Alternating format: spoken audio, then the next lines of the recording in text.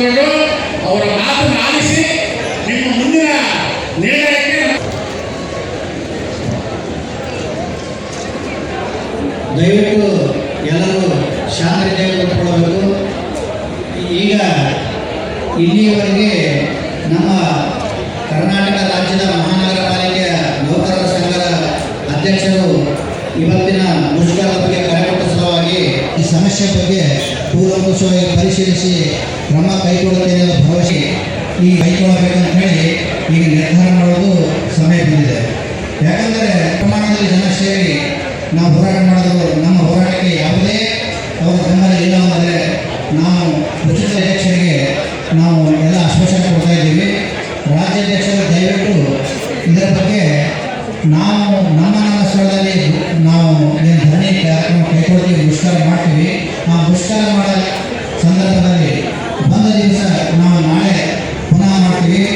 ಆದರೂ ಅದರ ಸರ್ಕಾರ ಯಾವುದೇ ಕ್ರಮ ಕೈಗೊಳ್ಳದಿದ್ದರೆ ಶ್ರೀ ಅಮೃತರಾಜರವರು ಅವರ ಮುಖಾಂತರ ಅವರು ಎಂಟೈರ್ ರಾಜ್ಯದ BBMP ಮಹಾನಗರ ಪಾಲಿಕೆಯು ಕೂಡ ಈ ಕಾರ್ಯಕ್ರಮದಲ್ಲಿ ಧುಮುಕಿ ನಮ್ಮ ಅಂದರೆ ರಾಜ್ಯ ಸರ್ಕಾರಿ ನೌಕರರ ಸಂಘ, ಪೌರಾಡಳಿತ ಸಂಘ, ಬೃಹತ್ ಮಹಾನಗರ ಪಾಲಿಕೆ ಪೌರಾಡಳಿತ ಸಂಘ ಎಲ್ಲ ಸಂಘಟನೆಯ ಒತ್ತುಗೂಡಿ ಒಂದು ಹಿತಶ್ರೀಗಳನ್ನ ನಾವು ಏನು ಅನ್ನೋದನ್ನ ಎಚ್ಚರಿಕೆ ಸಂದೇಶನ ರಾಜ್ಯ ಸರ್ಕಾರಕ್ಕೆ ಮುಂದಿಡೋಣ, ಅವರಿಗೆ ನಮ್ಮ ಶಕ್ತಿ ಪ್ರದರ್ಶನ ಮಾಡೋಣ ಅಂತ ಈ ಸಂದರ್ಭದಲ್ಲಿ ನಾನು ಹೇಳ್ತಾ ಇದ್ದೀನಿ. ಯಾವುದೇ ಕಾರಣಕ್ಕೂ ಕುಗ್ಗೋದ್ಬೇಡ, ಇಗೋದ್ಬೇಡ. ಇವತ್ತೆಲ್ಲೋ ಅಸಮಾಧಾನ ಆಗಿರ್ಬೋದು. ಯಾಕಂದ್ರೆ ನಮ್ಮದು ಮಹಾನಗರ ಪಾಲಿಕೆದು ಒಂದು ಏನು ಮುಖ್ಯ ಅಜೆಂಡಾ ಇದ್ದು ಅಮಾನತ್ತು, ಅದನ್ನ ಬೆಳಗ್ಗೆ 11 ಗಂಟೆ 13 ನಿಮಿಷಕ್ಕೆ ತಯಾರಿಸ್ತೀವಿ. ಯಾಕಂದ್ರೆ ಮಾನ್ಯ ನ್ಯಾಯಾಧೀಶರು ಗೊತ್ತಿದೆ ಅದು ಮಾಡಿರೋದು ಇಲೀಗಲ್ ಸಸ್ಪೆನ್ಷನ್. ಹಾಗಾಗಿ ಅದು ಗೊತ್ತಿರೋದ್ರಿಂದ ತಯಾರಿಸ್ತಿರೋದು. ಇದು ಸರ್ಕಾರಕ್ಕೆ ಮುಖಭಂಗ. ಯಾರು ಅದರಿಂದ ಇದ್ದು ಅಮಾನತು ಮಾಡೋದಕ್ಕೆ ಅವರಿಗೆ ಮುಖಭಂಗ ಆಗಿದೆ. ಅದನ್ನ ನಾವು ನೀವು ಮೊನ್ನೆ 2021 ಆಗಿರುವಂತ ನಮ್ಮ ಏನು ನಾಳೆಯಿಂದ ಪ್ರಾರಂಭ ಮಾಡಿದ ಪ್ರತಿ ಮಹಾನಗರ ಪಾಲಿಕೆಯವರು ನಮ್ಮ ಕಚೇರಿಗಳ ಮುಂದೆ ಹೋರಾಟ ಯಥಾಸ್ಥಿತಿಯಾಗಿ ಮಾಡಿ ನಾಳೆ ಸಂಜೆ ತನಕ ಗೊತ್ತಿದೆ 9 ನೀವು ಮಾಡಿ ಒಂದು ಸಭೆ ಇರೋದ್ರಿಂದ ಆ ಸಭೆ ನಿರ್ಣಾಯಕ ಸಭೆ ಅದು ಸರ್ ರೆಕಾರ್ಡ್ ಸರ್. ನಾಳೆ ಸಭೆ ಅದು ಆರೋಗ್ಯ ಸಂಜೀವಿನಿ ಪೌರಾಡಳಿತ ಇಲಾಖೆಯವರು ಮನವಿಯಲ್ಲೇ ಆಗಿದೆ ಅಂತ ಮಾಹಿತಿ ಬಂದಿದೆ. ಮತ್ತು 7ನೇ ವೇತನ ಆಯೋಗ ಶಿಫಾರಸು ಅದನ್ನು ಸರ್ಕಾರ ಒಪ್ಪಿಕೊಂಡಿದ್ದಾರೆ ಅಂತ ಹೇಳಿದರೆ ಅವರ ಆರ್ಥಿಕ ಇಲಾಖೆಯಿಂದ ಅನುದಾನ ಕೊಡೋದು ಒಪ್ಪಿಕೊಂಡಿದ್ದಾರೆ ಅಂತ ಗೊತ್ತಾಗಿದೆ. ಹೀಗಾಗಿ ಕ್ರೀಡೆಗೆ ಸಂಬಂಧಪಟ್ಟಿದ್ದನ್ನು ತಂದೆಯ ಸಭೆ ಜರುಗಿಸಿದ್ವಿ. ಐತಿಹಾಸಿಕ ಒಂದು ತೀರ್ಮಾನ ತೆಗೆದುಕೊಂಡು ಏನು ಇವತ್ತು ಕರ್ನಾಟಕ ರಾಜ್ಯದ 10 ಮಹಾನಗರ ಪಾಲಿಕೆ ವಿವಿಧ ಬೇಡಿಕೆಗಳನ್ನ ಈಡೇರಿಸಬೇಕಾಗಿ ಇವತ್ತು ಏನು ಪ್ರತಿಭಟನೆ ಅನ್ಕೊಂಡಿದ್ವಿ. ಈ ಪ್ರತಿಭಟನೆಯಲ್ಲಿ ಬೆಂಗಳೂರು ಮಹಾನಗರ ಪಾಲಿಕೆ ಅಧಿಕಾರಿಗಳು ಮತ್ತು ಕ್ಷೇಮ ಪ್ರದೇಶದ ಮತ್ತು ಎಲ್ಲ ಸಮಸ್ತ ಅಧಿಕಾರಿಗಳು ಭಾಗವಹಿಸಿದ್ರು.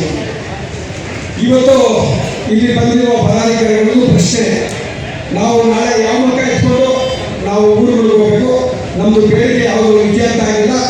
ಸರ್ಕಾರದ ಪ್ರತಿನಿಧಿಯಾಗಿ ಮಾನ್ಯ ಸಚಿವರು ಬಂದಿಲ್ಲ, ಮಾನ್ಯ ಕಾರ್ಯದರ್ಶಿಗಳು ಬಂದಿಲ್ಲ.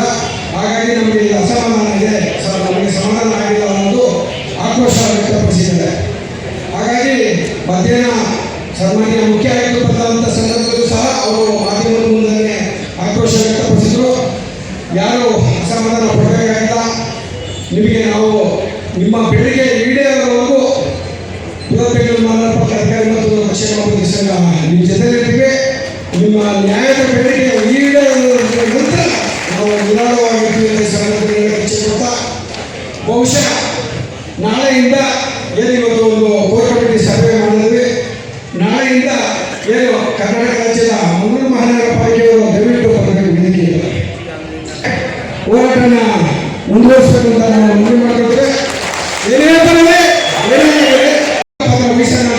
ಈ ಸಂದರ್ಭದಲ್ಲಿ ಪಾಲಿಕೆ ಸಮಸ್ತ ಅಧಿಕಾರಿ ನೌಕರರಿಗೆ ನಾವು ಒಂದು ಮನವಿ ಮಾಡ್ಕೊತಾ ಇದ್ದೇವೆ.